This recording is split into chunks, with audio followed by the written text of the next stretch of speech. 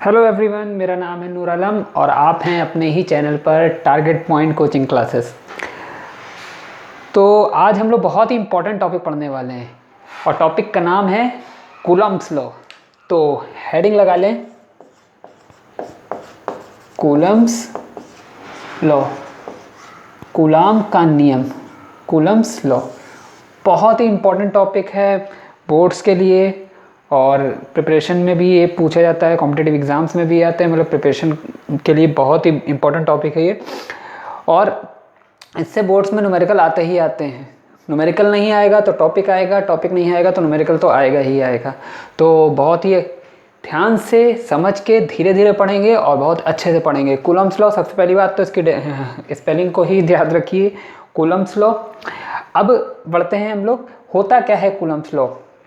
तो इसका अपना एक स्टेटमेंट है, वो मैं भी लिख दूंगा। तो पहले ऐसा समझिए कूलम्ब्स लॉ क्या चीज़ है। कूलम्ब्स लॉ ये जो दिया है, ये दिया है सर अगस्टस दे कूलॉम ने, जिन्होंने ज्ञात है, जिनकी वजह से चार्ज की यूनिट कूलॉम पड़ी। ये जो कूलॉम वर्ड है ये चार्ज की यूनिट है और ये ऐसे ही नहीं पड़ी। एक साइंटिस्ट हुए सर अगस्टा दे कूलॉम, सॉरी सर अगस्टा दे कूलॉम। इन्होंने एक बात बताई। क्या बात बताई? हालांकि इस टॉपिक के अंदर बहुत सी ऐसी बातें हैं जो आपको याद रखनी है और ध्यान में रखते हुए पूरे टॉपिक को पढ़ना है। पहली बात इन्होंने बताई, अगर दो चार्जेस, अगर वो अनलाइक है, लाइक है उससे कोई अभी मतलब नहीं, दो चार्जेस कहीं भी प्लेस्ड हैं तो उनके बीच में एक इलेक्ट्रोस्टैटिक फोर्स लगता है। वो अट्रैक्टिव हो सकता है, रिपल्सिव हो सकता है, according to the nature of their charges. तो वो अट्रैक्टिव और रिपल्सिव फोर्स जो है उसका मैग्नीट्यूड क्या होगा, उसका कैलकुलेशन यहाँ पर कूलम्ब्स लॉ में बताया गया है। कैसे, देखिए मैं लिख देता हूँ statement. The force of interaction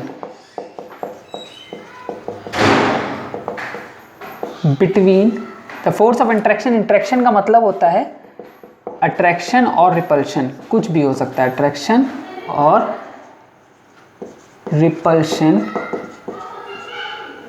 between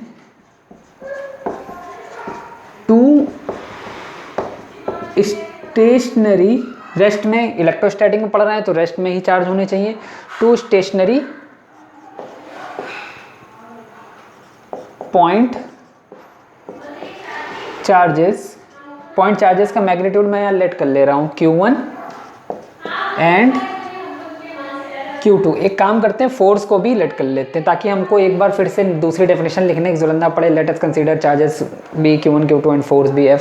तो हम एक काम करते हैं, इसी स्टेटमेंट में ही पैरामीटर्स को भी इंट्रोड्यूस कर लेते हैं। The force of interaction, attraction और repulsion F between two stationary point charges Q1 and Q2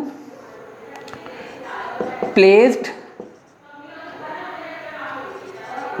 at the separation of small r is directly proportional to the product of magnitude of both charges and inversely proportional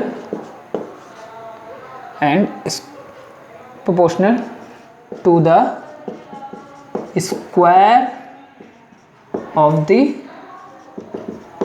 distance between, distance separation एक ही बात है, distance between them.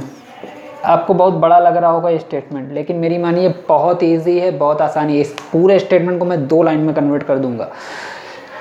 The force of interaction F, जो दो charges के बीच में लगने वाला interaction force है। मान लीजिए एक चार्ज ये है और एक चार्ज ये है, ये पॉजिटिव क्यू है और ये भी पॉजिटिव क्यू है। तो इनके बीच में हमें पता है, अगर सेपरेशन कितना लेट कर दिया मैंने, स्मॉल r, इनके बीच का सेपरेशन मैंने लेट कर लिया स्मॉल r। तो एक काम करता हूँ, ऐसे बना लेता हूँ ताकि आपको ज़्यादा बेटर दिखे। इनके बीच का separation, centre to centre separation कितना है, स्मॉल आर। तो स्मॉल आर सेपरेशन जब है तो इसके बीच जो भी इंट्रैक्शन फोर्स लग रहा होगा, कौन सा इंट्रैक्शन फोर्स है, अट्रैक्शन या रिपल्शन, दोनों पॉजिटिव है, इसका मतलब ये क्या होगा, ये रिपल्शन होगा, रिपल्सिव फोर्स होगा। ठीक है, ये जो रिपल्सिव फोर्स है मैं मान ले रहा हूँ ये Q1 एंड ये Q2, तो ये force on 1 due to second और ये फोर्स ऑन 2 ड्यू टू 1, यानी इस सेकंड पर इस फर्स्ट की वजह से फोर्स और इस फर्स्ट पर इस सेकंड की वजह से फोर्स लग रहा है। अगर यही बात अनलाइक चार्जेस के लिए होती, एक पॉजिटिव मान लेते और इससे r डिस्टेंस पर एक नेगेटिव चार्ज मान लेते, तब इनके बीच में क्या होता, इनके बीच में अट्रैक्शन फोर्स होता, क्योंकि अनलाइक चार्जेस के बीच में अट्रैक्शन फोर्स होता है। तो force on 1 due to first second और force on second due to first. तो ये जो फोर्स लग रहा है, हालांकि दो फोर्सेस हैं तो हमने इसको कंप्लीट, दोनों के बीच में लगने वाला फोर्स है, जितना फोर्स इधर से लगेगा उतना ही इधर से लगेगा, ये भी बात अभी हम प्रूव करेंगे। तो जो फोर्स लग रहा है F, इन दोनों के बीच में जो फोर्स है F between two stationary point charges Q1 and Q2 जो कि प्लेस्ड हैं सेपरेशन R पर, वो क्या है, डायरेक्टली प्रोपोर्शनल है। वो क्या है, डायरेक्टली प्रोपोर्शनल है product of their magnitude of both charges, यानी जो फोर्स, इंट्रैक्शन फोर्स है वो डायरेक्टली प्रोपोर्शनल है magnitude of, product of magnitude of both charges. इसको इक्वेशन नंबर 1 लेट कर लेते हैं। एंड इनवर्सली प्रोपोर्शनल है to the square of the distance between them, square of the distance between them, मतलब दोनों के बीच में लगने वाला फोर्स जो है दोनों के मैग्नीट्यूड के product of magnitude of both charges and inversely proportional to the square of the distance between them, उनके बीच में जितना सेपरेशन है उनके बीच डिस्टेंस बिटवीन देम। हाँ, एक बात और याद रखना, ये जो फोर्स लग रहा है ये उसी लाइन पर लगेगा जो दोनों चार्जेस के सेंटर को ज्वाइन कर रही है, जो दोनों चार्जेस के सेंटर को ज्वाइन करे, मतलब ये एक सेंट्रल फोर्स होता है, इलेक्ट्रोस्टैटिक फोर्स सेंट्रल फोर्स होता है। बात समझिए, ये चाहता तो ये वाला फोर्स इस पर लगाता तो ये चार्ज Q1 इधर चला जाता, कहीं पर भी जा सकता था, या ये इस पर लगाता तो ये चार्ज, ये वाला चार्ज इधर चला जाता या इधर चला जाता, लेकिन नहीं, ये उसी लाइन पर जाएगा जो दोनों चार्जेस के सेंटर को मिला रही होगी। ये बात मैं लिखवा दूंगा, यानी force is acted along the line joining the centre of both charges. ये बात हमेशा याद रखिएगा। फिलहाल अभी हम लोग इसको पढ़ते हैं, वो बात मैं अभी आपको राइट डाउन करवा दूंगा। इतनी बात समझ में आ गई, यानी कि जो इंट्रैक्शन फोर्स है वो directly proportional to the product of magnitude of both charges and inversely proportional to the square of the distance between them. इसी पूरे को मैंने 2 लाइन में लिख दिया, यानी कि किन्हीं 2 बिंदु आवेशों, स्थिर बिंदु आवेशों के मध्य लगने वाला आकर्षण या प्रतिकर्षण बल उन दोनों आवेशों के परिमाण के गुणनफल के समानुपाती एवं उनके बीच की दूरी के वर्ग के व्युत्क्रमानुपाती होता है। तो taking equation first and second togetherly, अगर हम इन दोनों को एक साथ ले लें तो F is directly proportional to Q1 Q2 by R square. तो F equal to K Q1 Q2 by R square.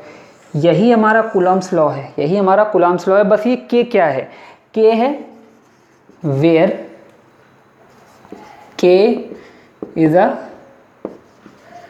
Proportionality constant. कुछ याद है, ग्रेविटेशन में भी तो ऐसे आता था, वहाँ G आता था, G is a proportionality constant, और वो यूनिवर्सल ग्रेविटेशनल कांस्टेंट होता था। ये यूनिवर्सल ग्रेविटेशनल कांस्टेंट नहीं है, it is also known as universal proportionality constant और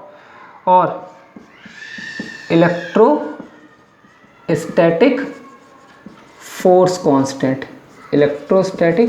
कांस्टेंट भी इसे कहते हैं। बात समझ में आई? तो ये जो K आया है वहाँ पर यूनिवर्सल ग्रेविटेशनल कांस्टेंट था, यहाँ ये K मतलब यूनिवर्सल ग्रेविटेशनल कांस्टेंट का मतलब वो ग्रेविटेशनल कांस्टेंट जो पूरे यूनिवर्स में सेम रहे। लेकिन ये जो K है ये डिपेंड करता है, K डिपेंड्स अपॉन मीडियम, यानी ये मीडियम पर डिपेंड करेगा, ये यूनिवर्सल नहीं है, ये मीडियम पर डिपेंड करेगा। इतनी बात समझ में आई? यानी the force of interaction, attraction और repulsion between two stationary charges is directly proportional to the product of their charges and inversely proportional to the square of the distance between them। तो F equal to के Q1 Q2 by r square, कुछ किताबों में इसे ऐसे भी देते हैं, ठीक है, तो ये भी कोई गलत नहीं है। यानी कि हमने केवल और केवल मैग्नीट्यूड लिया है, तो इसे आप लगाओ चाहे ना लगाओ, उससे कोई फर्क नहीं पड़ता। एक बात हमेशा याद रखिएगा कि मैग्नीट्यूड ही लेना है। यानी कि अगर हम न्यूमेरिकल करेंगे तो Q1 Q2 भले ही -3 कूलम और ये Q2 +4 कूलम हो, तो हम केवल 3 कूलम और 4 कूलम ही लेंगे, यानी साइन नहीं लेने, विदाउट साइन लेकर न्यूमेरिकल को करना है। इतनी बात समझ में आ गई आपको? जल्दी से इसे नोट कर लीजिए ताकि मैं आगे की बात बता सकूं। ठीक है, तो ऊपर की चीज हटाता हूं।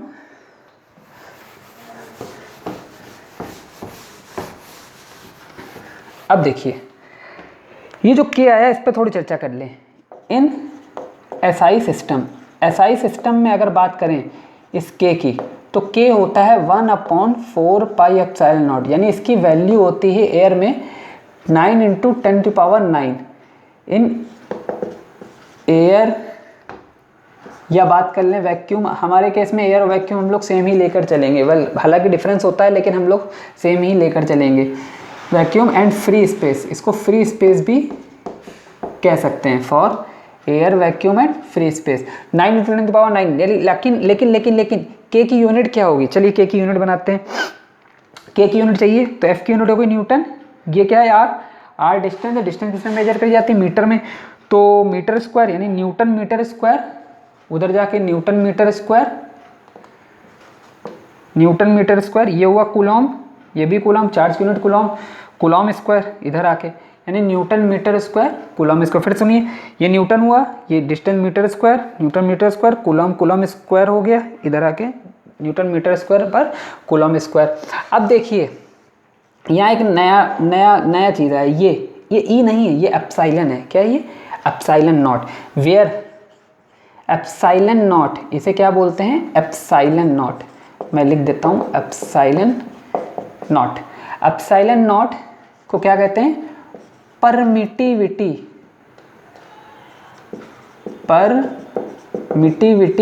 ऑफ फ्री स्पेस, ये जो नॉट लगा ये बता रहा है फ्री स्पेस। अगर नॉट ना होता तो मीडियम के लिए होती। मैंने बोला ना के डिपेंड्स ऑन मीडियम, इसी वजह से के मीडियम पर डिपेंड करता है। अलग अलग मीडियम की अलग अलग परमिटिविटी होती है। अब ये परमिटिविटी क्या चीज़ है ये हम अगले लेक्चर में पढ़ेंगे। इसका पूरा कंप्लीट एक लेक्चर है, पूरा समझ में आपको आएगा, मैं अच्छे से इसको समझाऊंगा आपको। अभी यहाँ जानिए कि के मीडियम पर डिपेंड करता है क्योंकि ये मीडियम पर डिपेंड कर रही है। ये कोई कांस्टेंट होगी, अलग अलग मीडियम के लिए अलग अलग होगी, जिसकी वजह से ये के अलग अलग। अब बात आ रही है कि एयर और वैक्यूम के लिए के की वैल्यू इतनी होती है, तो परमिटिविटी ऑफ फ्री स्पेस कितनी होगी? ये हटा दूँ, हटा देता हूँ। देखिए अभी मैंने बताया कि 1/4 पाई एप्सिलॉन नॉट इसके बराबर होता है। Since 1/4 pi epsilon naught equal to 9 × 10⁹ newton metre square पर कूलम स्क्वायर। हमें तो चाहिए क्या? Epsilon naught. तो 1/एप्सिलॉन नॉट बराबर 4 पाई × 9 × 10⁹ न्यूटन मीटर स्क्वायर पर कूलम स्क्वायर। हमें तो चाहिए एप्सिलॉन नॉट, तो पलट दो 1/4 पाई × 9 × 10⁹, यही पलट जाएगा कूलम स्क्वायर पर न्यूटन मीटर स्क्वायर। याद रखिएगा कूलम स्क्वायर पर न्यूटन मीटर स्क्वायर। अब बात आती है, ये हटा दे रहा हूँ, ये एक काम करूँ, इसकी ज़रूरत है, इसको मैं यहाँ लिख दे रहा हूँ। F इक्वल टू क्या निकाल के आए थे? के Q1 Q2 by r square. Okay, ठीक है। तो अब जब इसको हम सॉल्व करेंगे, इतनी चीज़ को हम सॉल्व करेंगे, तो आप सॉल्व कर लीजिएगा पाई की वैल्यू 3.14 डालकर और फिर इसको डिवाइड करिएगा, तो आंसर आएगा 8.85। कुछ किताबों में 8.86 भी आता है, चलेगा उतना। 8.85 × 10⁻12 कूलम स्क्वायर पर न्यूटन मीटर स्क्वायर। ये एप्सिलॉन नॉट का न्यूमेरिकल वैल्यू है, एप्सिलॉन नॉट की numerical value. Dimension of epsilon not, dimension पढ़ी थी 11th में, हाँ वही वाली। डायमेंशन ऑफ एप्सिलॉन नॉट क्या होगी? यूनिट से बना लो, कूलम स्क्वायर। हाँ, कूलम की डायमेंशन क्या होगी? कूलम किसकी यूनिट है? चार्ज की। Q बराबर IT, सुना है कभी 10th में? I क्या है? इलेक्ट्रिक करंट की होती A, टाइम की होती T। तो इसकी हो गई 80, तो 80 स्क्वायर अपॉन में न्यूटन की हो गई mL/t-2। अरे सुना है कि नहीं, F = ma लगा लो, F = ma लगा लो, वहाँ से आ जाएगा mL/t-2। तो यहाँ हो गया भाई m की हो गई F = ma, m की हो गई m, और एक्सेलेरेशन की हो गई L/t-2, और ये इसकी हो गई L2। तो कितना हो गया, ये m ऊपर जाएगा m-1, L2 ये है, और ये 2 ये 1 ये 2 ये 3 ऊपर जाके -3। अब a हो गया और t कितना हो गया -2, और ये ऊपर जाएगा +2 +2 +2 4, और a ऑलरेडी वहाँ पर है, तो a की वैल्यू कितनी हो गई, a⁻2, यानी कितनी हो गई m-1 L-3 t⁴, sorry t4 a2। इतनी बात समझ आ गई। सो हमारा जो कूलॉम्स लॉ है ये, उसको हम कैसे लिख सकते हैं। So Coulomb's law is written as, Coulomb's law को हम कैसे लिख सकते हैं, कूलॉम्स लॉ को हम लिख सकते हैं F = 1/4πε0 Q1 Q2/r²। ये हमारा क्या हो गया, ये हमारा हो गया कूलम्स लॉ। बात समझ में आई कि नहीं आई, फिर से सुनिए। एसआई सिस्टम में के की यूनिट, के की वैल्यू ये हो गई, इसकी वैल्यू न्यूमेरिकली इतनी होती है एयर वैक्यूम फ्री स्पेस के लिए। अब हमें ये क्या दिख रहा है, ये एप्सिलॉन नॉट है, इसे बोलते हैं परमिटिविटी ऑफ फ्री स्पेस, यानी कि किसी भी मीडियम की अपनी एक प्रॉपर्टी होती है ना। तो अब इसकी वैल्यू कैसे निकालेंगे, क्योंकि इसी की वजह से ये के डिपेंड कर रहा था मीडियम पे, है ना। बात समझ आई। तो 1/4 एप्सिलॉन नॉट, ये यहाँ से एप्सिलॉन नॉट की वैल्यू निकाली है, इसको सॉल्व किया तो इतना आया। अब इसकी डायमेंशन Q = IT से निकाल दी, और हमारा कूलम्स लॉ ये आ गया है। इतनी बात आपको समझ में आ गई होगी। चलिए आगे बढ़ते हैं। यहाँ तक तो ठीक है, यहाँ तक सारी बातें समझ में आ गई। अब थोड़ी सी बातें बताते हैं आपको कि कुछ बातें हैं कूलम्स लॉ को लेकर जो आपको समझनी है, यानी some points related to coulomb's law. हटा दूँ? ओके, आपने स्क्रीनशॉट ले लिया था? ओके, हटा देता हूँ। Some points related to coulomb's, ये हटा देता हूँ, वैसे इनकी कृपा बनी रहनी चाहिए अपने ऊपर। Coulomb's law, some points related to coulomb's law. Number 1 point क्या है? अच्छा, कूलम्स लॉ है क्या चीज़? हमारा कूलम्स लॉ है क्या? कूलम्स लॉ है F = 1/4πε0 Q1 Q2/r² for air और वैक्यूम के लिए। इतनी बात समझ में आ गई। पहला पॉइंट क्या है हमारा? पहला पॉइंट ये, ध्यान से देखिए, ये पूरा कांस्टेंट मान लें, किसी एयर वैक्यूम के लिए पूरा कांस्टेंट हो गया 9 × 10⁹ Nm² पर कूलम स्क्वायर। ये कूलम, ये चार्जेस भी कांस्टेंट हो गए। तो है क्या चीज़? पहला है कि इनवर्स स्क्वायर लॉ है, इट होल्ड्स। पहला क्या है? It holds inverse square law. अब बात आती है इनवर्स स्क्वायर लॉ क्या होता है। ध्यान से देखिए, पहली बात तो डिस्टेंस के स्क्वायर पर है, और इन्वर्सली प्रोपोर्शनल है। इसका मतलब ये किसको होल्ड कर रहा है? इनवर्स स्क्वायर लॉ को होल्ड कर रहा है। मतलब क्या हुआ इस इनवर्स स्क्वायर लॉ का? अगर हम सेपरेशन, यार क्या था हमारा सेपरेशन, ये F क्या था? फोर्स। अगर हम सेपरेशन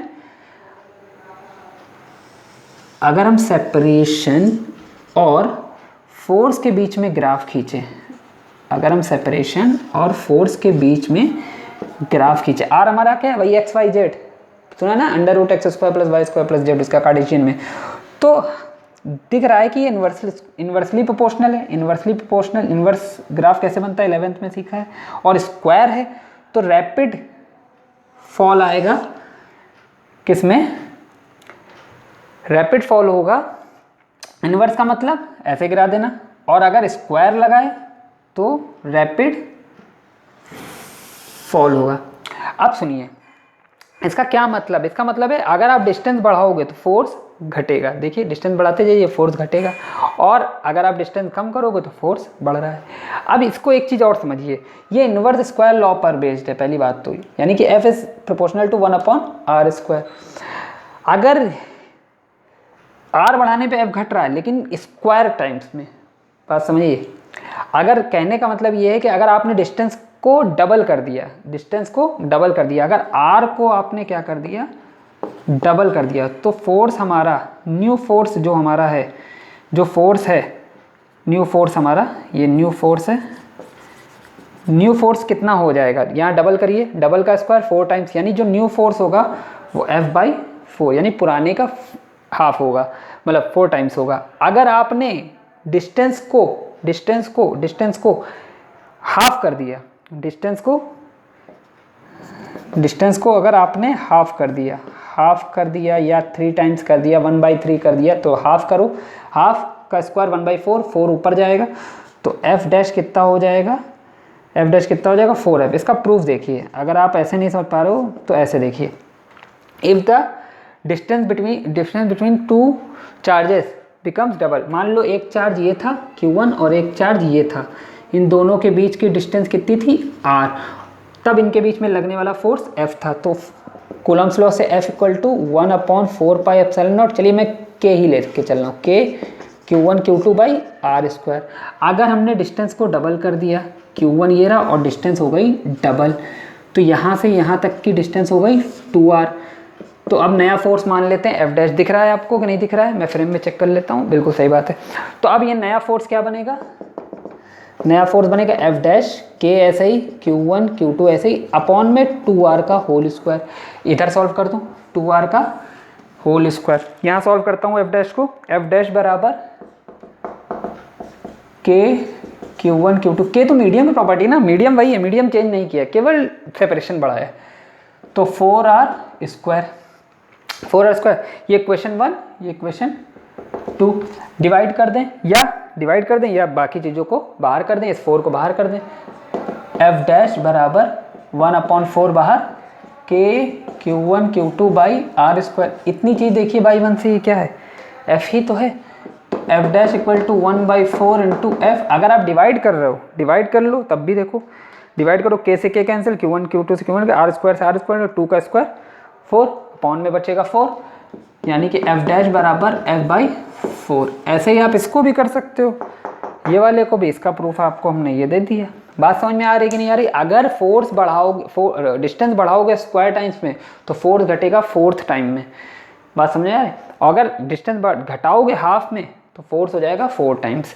अगर मैं पूछूं डिस्टेंस बढ़ा रहे हैं हम 3 टाइम्स हमने बढ़ा दी, तो फोर्स कितना रिड्यूस होगा, 9 टाइम्स। अगर डिस्टेंस हमने घटा दी 1/4, तो फोर्स कितना हो जाएगा, 4 का स्क्वायर 16, यानी 16 टाइम्स फोर्स बढ़ जाएगा। तो ऐसे ऑब्जेक्टिव वगैरह में बहुत पूछा जाता है, बोर्ड के ऐसे प्रैक्टिस शीट में देखिएगा, ऐसे ऑब्जेक्टिव में बहुत से होंगे। आई थिंक आपको ये कॉन्सेप्ट क्लियर हुआ होगा। पहला पॉइंट आपको समझ में आ गया रिलेटेड टू। अब देखिए दूसरा पॉइंट इसका, आपने नोट कर लिया था ना, ओके, रिवाइंड करके नोट कर लीजिएगा। देखिए सेकंड पॉइंट कह रहा है कि the coulomb force, Coulomb's force, अरे कूलम्ब्स फोर्स वही इलेक्ट्रोस्टैटिक फोर्स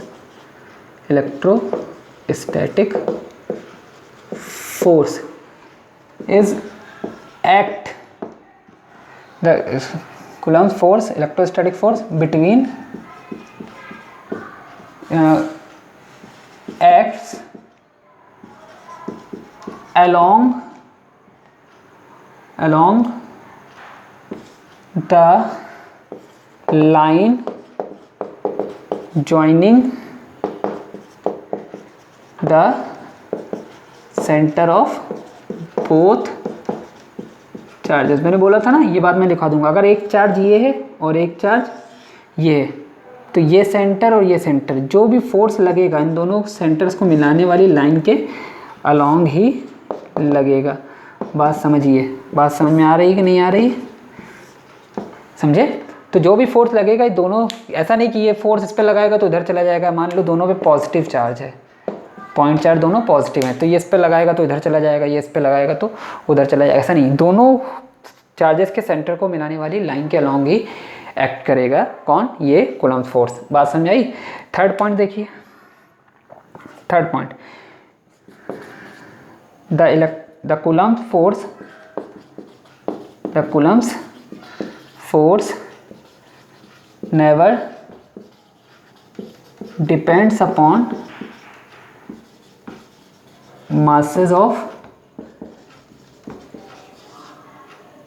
चार्जेस, यानी कि जो कूलम्ब फोर्स है वो कभी भी डिपेंड नहीं करता मासेस ऑफ चार्जेस पे, दोनों चार्जेस के मास पर कभी भी डिपेंड नहीं करेगा, ओनली डिपेंड्स, या ऐसे ले दोनों चार्जेस के मासेस पे डिपेंड नहीं करेगा, केवल चार्जेस पे डिपेंड करता है। Means the Coulomb's force between two electrons, एक काम करते हैं तो और इसको क्लियर कर दूंगा, तो coulomb force never depends upon masses, वो कभी भी द्रव्यमान पर निर्भर नहीं करता चार्जेस के, means the coulomb force between two electrons is same as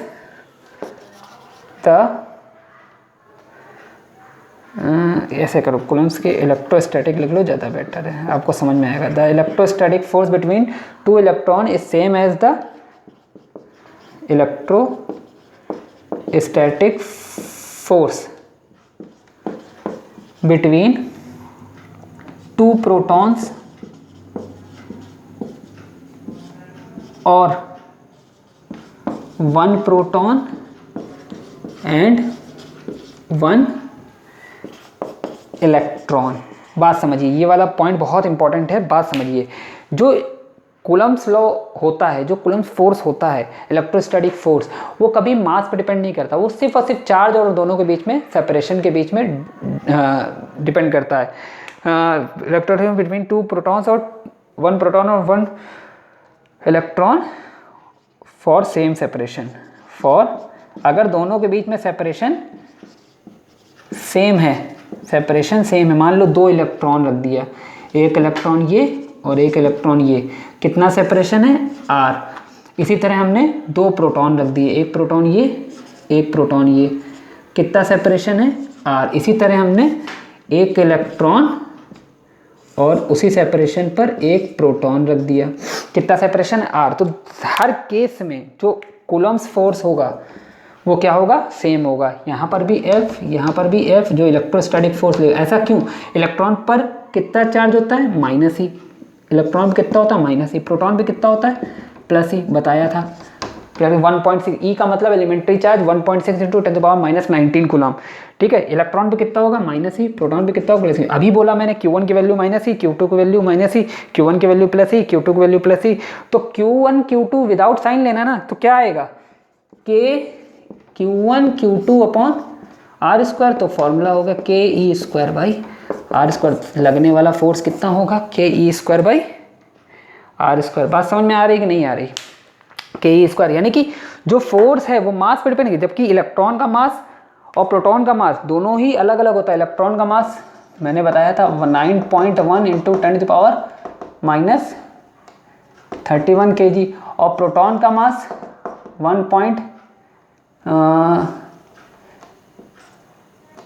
6.672 into 10⁻27 627 into 10⁻27 kg। सुना है कि नहीं सुना, -27 kg सुना है। तो इतना मास होता है, वही AMU 1 AMU बोलते हैं ना इसको, 1 AMU। तो मास चाहे जितना भी हो, मास चाहे जितना भी हो, लेकिन मास पर डिपेंड नहीं कर रहा। जितना फोर्स इलेक्ट्रॉन्स के बीच में उतना ही फोर्स प्रोटॉन के बीच में, उतनी फोर्स इलेक्ट्रॉन प्रोटॉन के बीच में है, लेकिन सेपरेशन सेम होना चाहिए। सेपरेशन बढ़ा दोगे, ये बताया, सेपरेशन बढ़ा दोगे तो फोर्स कम हो जाएगा, सेपरेशन घटा दोगे तो फोर्स ज़्यादा हो जाएगा। बात समझ में आई ना। तो ये 3 बातें समझ में आ गई। अब थोड़ी सी एक बात और जान लीजिए जल्दी से, आप पहले इसको नोट कर लें, जल्दी जल्दी नोट कर लें इसको।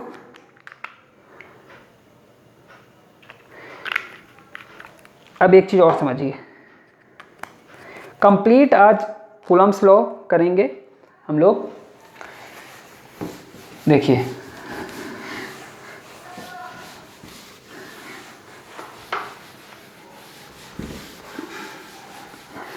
देखिए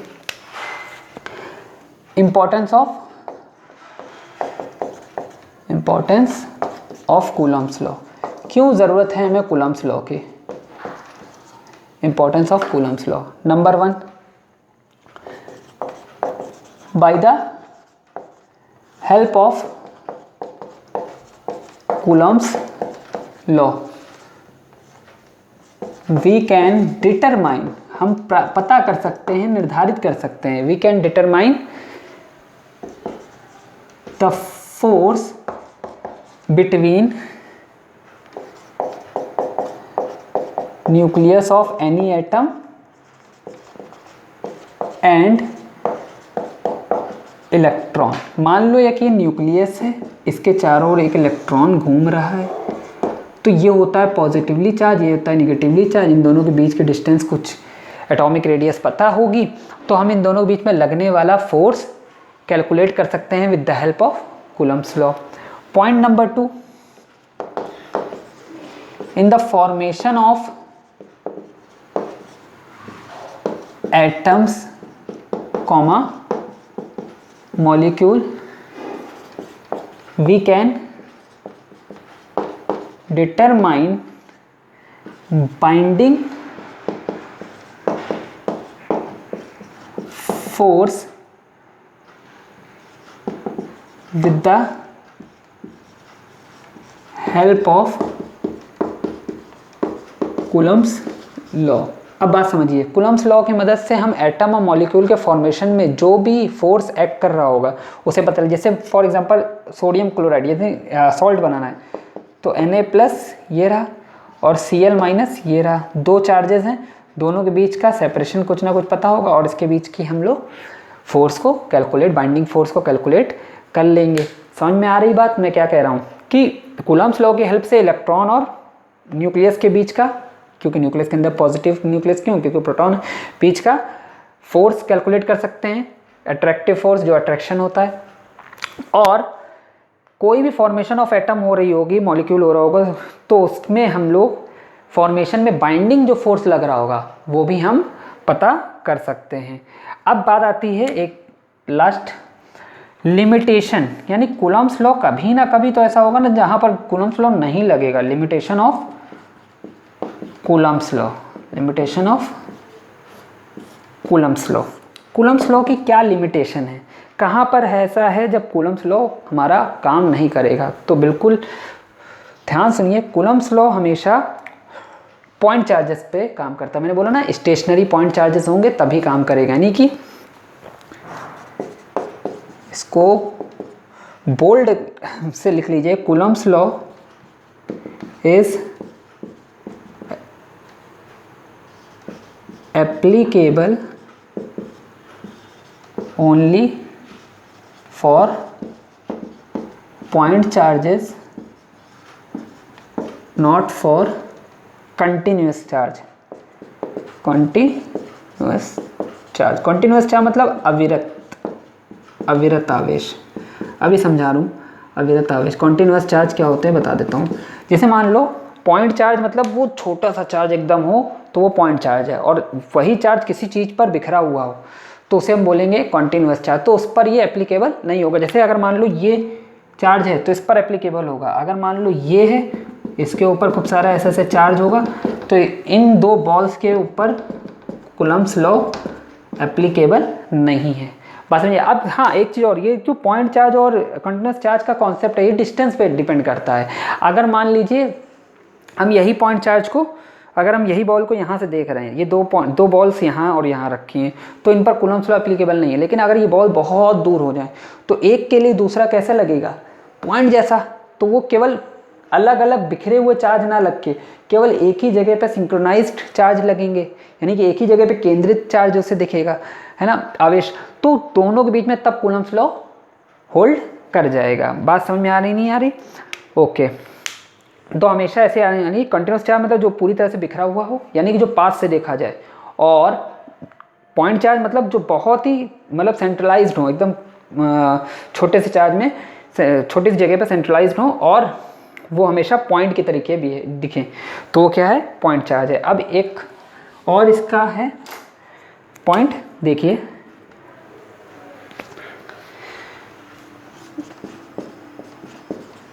coulomb's law is only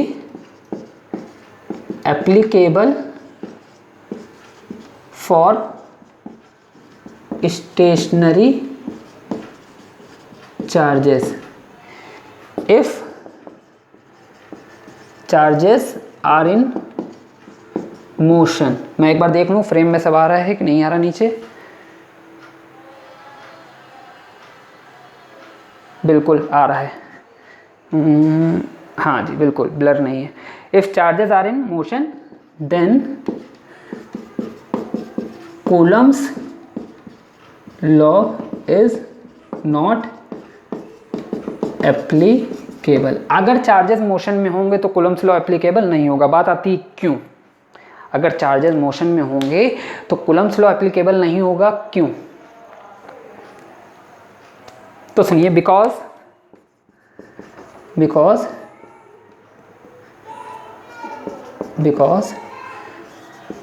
during motion of charges there is magnetic force as well as magnetic force with electrostatic force। यानी कि वहाँ पर इलेक्ट्रोस्टैटिक फोर्स के साथ साथ मैग्नेटिक फोर्स भी। मैंने बताया था कि जब चार्जेस मूव करते हैं तो वो उसकी स्टडी हम लोग मैग्नेटिज्म में करते हैं, और चार्जेस अगर रेस्ट में होंगे तो उसकी स्टडी इलेक्ट्रोस्टैटिक में करेंगे। तो मोटे तौर पे ऐसे सुन लीजिए कि चार्जेस अगर रुके हुए होंगे तो तभी उनके बीच में कूलम्स लॉ लगेगा। अगर चार्ज मोशन भी करने लगेंगे तो वहाँ पर मैग्नेटिक फोर्स भी आएगा, तब इलेक्ट्रोस्टैटिक के साथ साथ मैग्नेटिक फोर्स भी होगा, जो एक दूसरे को हो सकता है कि कुछ ना कुछ कह सकते हो इफेक्ट करें। तो उस सिचुएशन में कूलम्स लॉ हमारा एप्लीकेबल नहीं होगा, क्योंकि वहाँ पर मैग्नेटिक फोर्स भी है। हाँ, एक बात और बता दूं, अगर सेम सेपरेशन के बीच में अगर आप लोग कह रहे हो ना charge always comes with mass, मैंने बताया था चार्ज हमेशा मास के साथ आता है। अगर वो, हालांकि इससे पहले वाले में मैं बताना चाहिए, लेकिन ऐसे सुन लीजिए, अगर दो चार्ज हैं तो इनके साथ अब इनका चार्ज भी होगा और इनके साथ इनका मास भी होगा। अब चार्ज की वजह से इनके बीच में लगेगा, एक काम करता हूँ थोड़ा सा बड़ा करके इनको बता देता हूँ। ये आपने ऊपर वाला तो नोट कर लिया ना? अगर नहीं किया है तो आप इसकी स्नैप ले लो, फिर मैं बताता हूँ। ठीक है, समझ में आया ना? कूलम्स लॉ पॉइंट चार्ज पे होल्ड करता है, कंटिन्यूस पे नहीं। कूलम्स लॉ केवल स्टेशनरी चार्ज के लिए होल्ड है, एप्लीकेबल है, और मूविंग चार्ज के लिए नहीं, क्योंकि मूविंग चार्ज के साथ इलेक्ट्रोस्टैटिक के साथ साथ मैग्नेटिक फोर्स भी होता है। ठीक है, अब सुनिए मैं क्या बताना चाह रहा था। एक एक्स्ट्रा पॉइंट है एक, अगर ये एक चार्ज है और ये एक चार्ज है, इस पर चार्ज है Q1, इस पर चार्ज है Q2, charge always comes with mass, तो इसका मास है M1, इसका मास है M2। सेम सेपरेशन क्या है हमारा? R है सेंटर के बीच का। ठीक है, अब इसकी वजह से यहाँ पर लग रहा होगा इलेक्ट्रोस्टैटिक, और मास की वजह से लग रहा होगा ग्रेविटेशन फोर्स। याद है कि नहीं याद है? मास M1 M2, तो इलेक्ट्रोस्टैटिक फोर्स जो होगा वो होगा K Q1 Q2 by R square, और ग्रेविटेशन फोर्स जो होगा वो होगा G M1 M2 by R square. तो हमेशा याद रखिए, ये मैं जब दोनों फोर्सेस का कंपैरिजन कराऊंगा आपको तब मैं बताऊंगा। फिलहाल अभी याद रखिए कि सेम सेपरेशन के लिए इलेक्ट्रोस्टैटिक फोर्स हमेशा ग्रेविटेशनल फोर्स से बड़ा होता है। ये आपने 11th में भी पढ़ा होगा कि ग्रेविटेशनल फोर्स वीकेस्ट फोर्स होता है जिसकी रेंज हाईएस्ट होती है। तो electrostatic gravitational force weakest force होता है, तो इलेक्ट्रोस्टैटिक फोर्स है तो ये हमेशा छोटा ही होगा। तो आपने आज कंप्लीट कूलम्स लॉ पढ़ लिया, उसका फॉर्मूला, मैथमेटिकल फॉर्मूला देख लिया, उसके कुछ फैक्ट्स देख लिए, टर्म्स देख लिए, और साथ ही साथ आपने उसके इंपॉर्टेंस और लिमिटेशन को पढ़ लिया। एक बोर्ड का बहुत ही इम्पोर्टेंट और प्यारा टॉपिक है vector form of coulomb's law, जो हमेशा बोर्ड में पूछा ही जाता है। उनका बड़ा फेवरेट टॉपिक है वो, कि बोर्ड में कुछ नहीं यार, चलो दे दो बच्चों को, करेंगे ये। तो vector form of Ohm's law आज के इस वीडियो लेक्चर में तो नहीं हो सकता, क्योंकि लेक्चर कुछ ज़्यादा लंबा हो जाएगा। वो मैं नेक्स्ट टर्न पे आपको, नेक्स्ट लेक्चर में उसका वेक्टर फॉर्म आपको बताऊंगा, जो कि बहुत इंपॉर्टेंट है। प्लीज़ मिस मत करें, बने रहें चैनल पे, आप अपने ही चैनल पे जिसका नाम है टारगेट पॉइंट कोचिंग क्लासेस। मैं Noor Alam. Okay, good bye, पढ़ाई करते रहिए, मिलते हैं नेक्स्ट लेक्चर में।